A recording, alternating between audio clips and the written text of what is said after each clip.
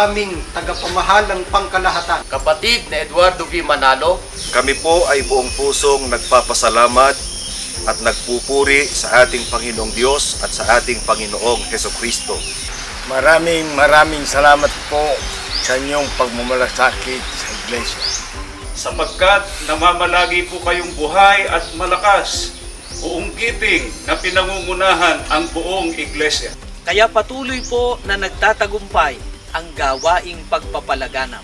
Lalo pong sumisigla ang mga nasa kapisan ng pansambahayan sa loob ng Iglesia ni Cristo.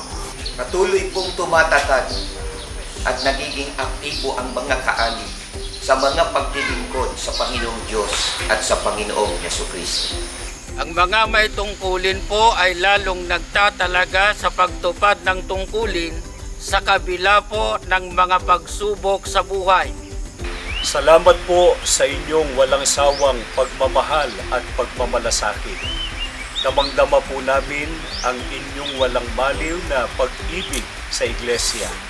Kami po dito sa distrito ng Quirino ay nangangako na patuloy po kaming magpapasakop sa inyo pong pamamahala at makikipagkaisa sa lahat ng aktibidad ng Iglesia.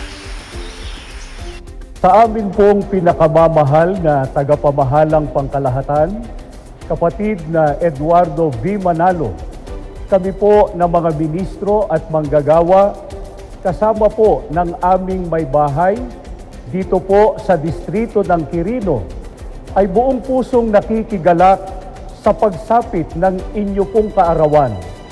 Kami po ay lubos na nagpupuri sa ating Panginoong Diyos at Panginoong Hesukristo sapagkat patuloy po kayong iniingatan, buhay at malakas na nangunguna sa Iglesia.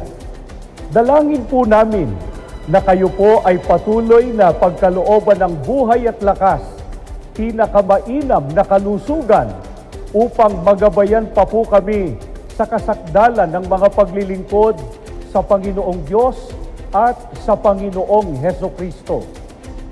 Amen.